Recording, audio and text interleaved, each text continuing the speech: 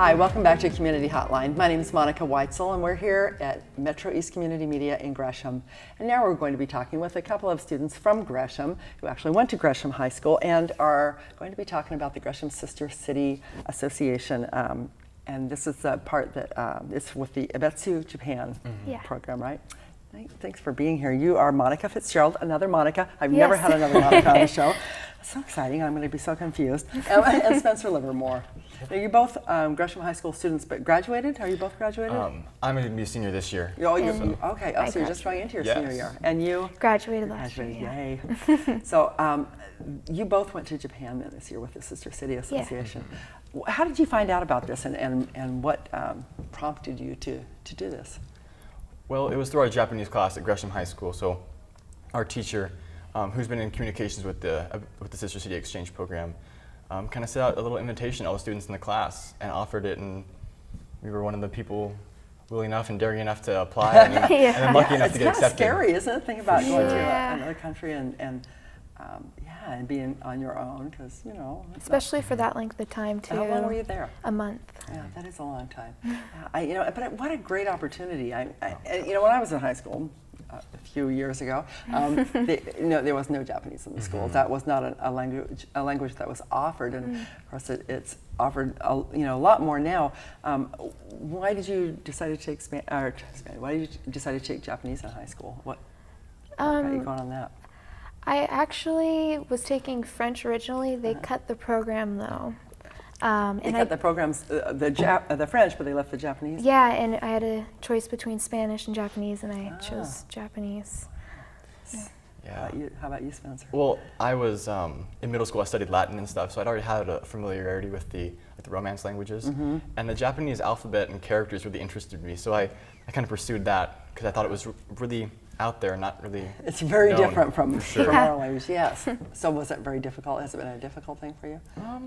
The hardest part is they have a specialized alphabet that has like 12,000 characters that each one means a different thing. Yeah. That's the hardest part, but you just keep building like any language and it gets easier. So part of your class, was it not just language? Did they talk about the culture and about Japan itself? Our sensei, she prepped us really well for being immersed in that culture, because it's completely different from America. Yeah, that's what I've been told. So now, just to back up a little bit, the Sister City Association here in Gresham has 3 parts to it, I believe. There's the Ibetsu Japan, and then there's a Korea arm of it, and then Nigeria? Yes. Is that the other one? Yeah, okay. And I don't know if they've had exchanges actually with those? They've had exchanges in the past with the Korean one, but the Nigerian one has never taken off just because of the situation over there in that part of the world. Yeah, that makes sense. But the Japanese one has been pretty, it's been successful, it's been going on for a while. And it's not just us sending kids over to Ibetsu, it's the other way around. Back and forth for actually about 37 years so far. Wow, is it coming that up on long? the 40th anniversary. Wow, that's pretty impressive. Yeah. So have your families ever hosted a student, or do you know of families that have done that? We're actually going to host this year, hopefully. Oh, you are? Yeah. Oh, good. Yeah. Well, that'll be great, especially since you've already been there. Something in common there. So tell me about when you, what were your preparations to go to Japan? What did you have to go through? Funnily enough, when we were still in the States and our teacher was preparing us to go to Japan, the thing we talked about the most was the bathroom situation. And it's kind of odd, yes, but that's one of the main difference is one of the culture shock factors for Americans to go over there, because it's completely different. I won't go into this in detail, obviously. I'm going to have to Google this later. But it's very different. So that was one of the things that I definitely was super nervous for, just because it was completely different. If customs and traditions are different, and just the way you treat each other, it's different. So respect factors. Yeah, tell me about that a little bit. Can you talk about that? You can go about that. All right. Well, with respecting elders and stuff, it's way more prominent there than it is here. So that was definitely different. Which there's a few elders here, including myself, who wouldn't mind a little more respect sometimes. I mean, that's not a bad thing. No. That's a pretty impressive thing, really. So that was different. Yeah. Like, for example, in a high school that we went to, if there was a teacher walking through the halls and the students had to pass them, they had to say hello and they had to greet them politely, say good morning or good evening, depending on the time of day. And while that happens here in America, if you know the teacher, it happens regardless, even if you know the teacher or not, or you've never seen them before in your life. If you know they're a teacher, you have to greet them. It's just expected. Yeah. They'd actually get in trouble if they didn't say Really? anything to their elders. Yeah. So what else did you have to prepare for it? So the teacher, gave you some insight into what to expect. Yeah. To even get into the program, do you have to apply for that? Yeah, there was an application process, and then we had interviews at our houses, and it was 9 students, I believe, that Yeah, were 9 being students interviewed. went out for it, and then normally 3 are chosen, and for the past many years they've always sent 3 and taken 3 from Japan. But because of the amount of applicants this year and the quality of them, that they said they had to pick 4. So we had a particularly like a larger group than normal. Nice to know your quality students. So you had to apply and you were chosen, which congratulations for that. That's a great deal. So when you, how long was the process from when you decided to go to when you actually left?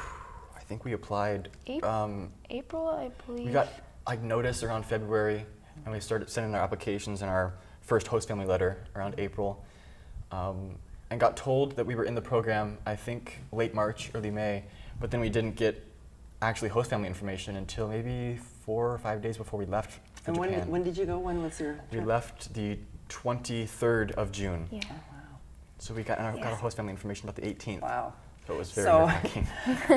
So tell me about, well, actually, we have some pictures. Let me start there. Of Let's course. look at some of the pictures, and then you can explain to me what we're seeing on them, and then we can kind of flesh that out a little bit. So we can take a look at those now. Okay, so what are we looking at here? So this is a picture of me with my homeroom class. As a background story, homeroom classes in Japan are a lot bigger than they are in America. So this group of students that we see here that I went to school with is, they stay in one classroom and the teachers will rotate through the classrooms. So you just stay in the same room and Yeah. Yeah. But this is on the day that I was leaving, that we were all leaving, I guess, from Japan. And a lot of the time when we did all the pictures in Japan, we'd always do a little peace sign with the 2 fingers. But I told them this is something I do all the time in America, a little rock and roll kind of deal. So they all did that, kind of did a little. That's great. So that's what fine. that is. And then this is a picture of me with my host family at like a sushi restaurant. And it's kind of like if we've been to Sushiville here. Yeah. It's kind of the same deal. It rotates around a little circle. Right. And so. And this is me with my host student. My host student was actually a girl. I had a host younger sister. She was still in middle school, actually. Do they usually try to pair up the boys with the boys? They do usually, but because of the scarcity of host families over there right now, They're at having the least, same issue that we have here, I think. this is all of us at the airport on Yeah. the day that we left. Yeah, So these that's sounds all of our host bittersweet, like it was hard to leave. Yeah. Was. This is a picture of me with some of the girls in my class on the bus ride home. In Japan, or at least in this school where I was staying, it was about an hour and a half away from the big city. So we took a subway to the outermost subway station and then a bus Oh, wow. from there to the school. How long did it take you to get to school every day? About an hour every day. Yeah, that's a long time. So this is a picture of me with again with a rock and roll sign, like, with some of my friends at my host family's house having a little barbecue party. Parties aren't as customary as they are over here. It's pretty rare to have something like that. So I didn't know that. So when my host mom told me after it was done, it's not usually normal you have parties. I kind of felt Well, odd. you feel special. Huh? This is from the same party. We barbecued over an open fire, and that was That sounds really cool. Yeah. So this is one of the best friends I made in Japan, and I didn't get to see him the day. This is the day before I left. I didn't get to see him the day I left because he was actually traveling to Guam for a host exchange. Oh, really? Yeah, for like a foreign exchange student program. So this is me saying goodbye to him. In downtown Sapporo, which is on the top island of Hokkaido in Japan, this is like the main center of the whole city, and they have like this huge tower. It's called the TV Tower over there, and this huge. I don't know how many blocks it is. It's more than 7 or 8 blocks long of this huge park that they have, and that was in the center of it. This is a nice little artsy photo I took of the Shinto shrine over there in Sapporo. It's the Hokkaido shrine. So again, another picture from the shrine. It's amazing, like the tranquility and the peace and respect people have for these places. It's deeply ingrained in their culture, so it's really important to people. This is just a nighttime photo of the same TV tower that we saw before. It looks great at night. It's all, Yeah. it's all lit up. Yeah. It's amazing. So. Wow. So it looks like it was a great trip. What was that? What was the biggest challenge for you, Monica, when you were over there?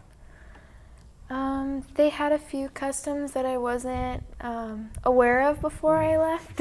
I had one situation where I was eating while walking with a few girls, and you're not supposed to eat and walk at the same time. Really? Yeah, which is weird because here in America. Is it considered rude? or- Yeah, actually, yeah. And here it's, everything's to go. Yeah, and- yeah. Yeah.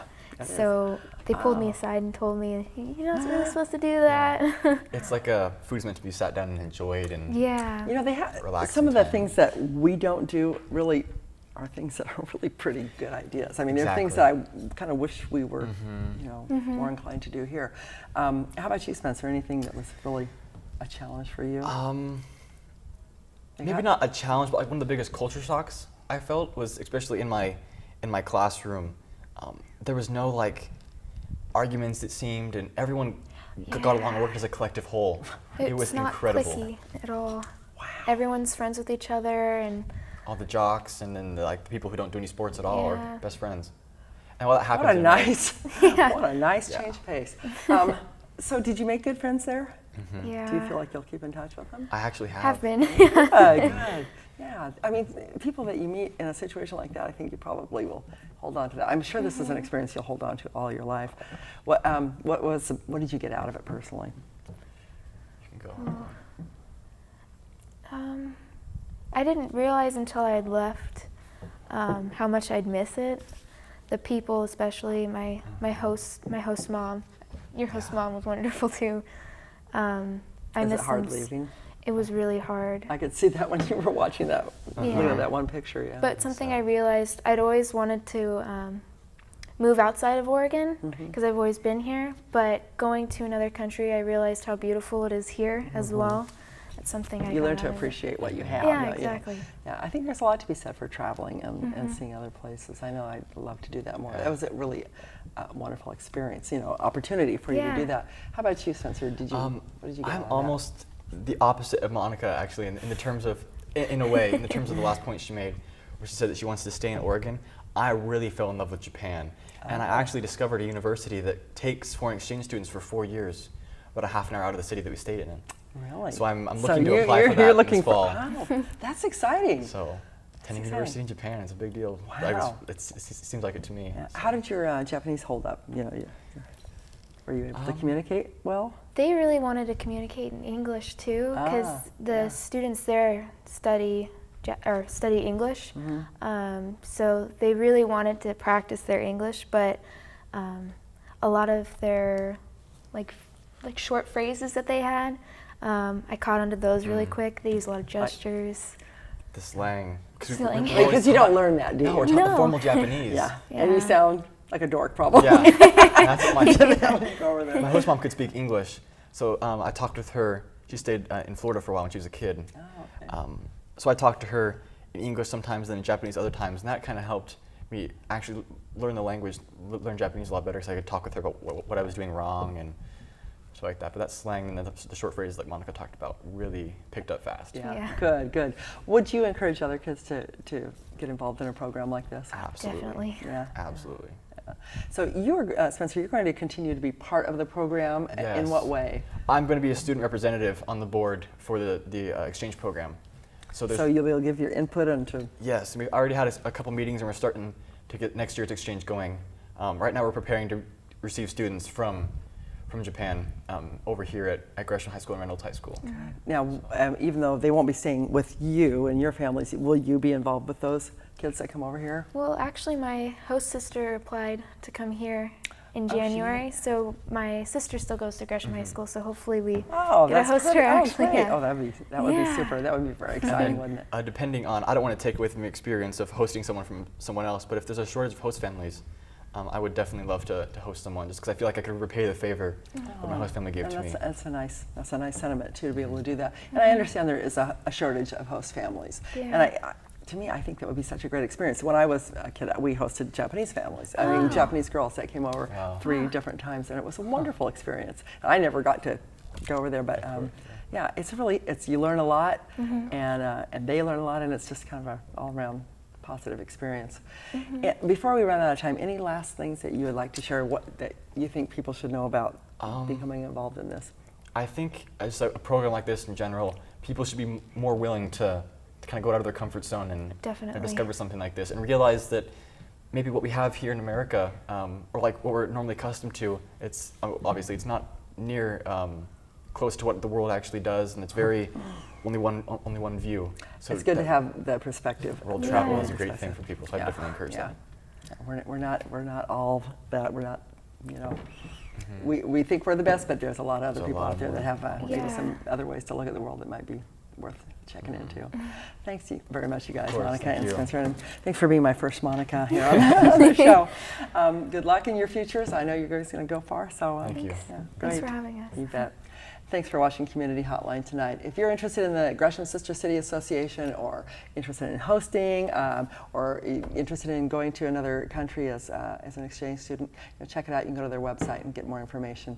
I'm Monica Weitzel. We'll see you here next week. Good night.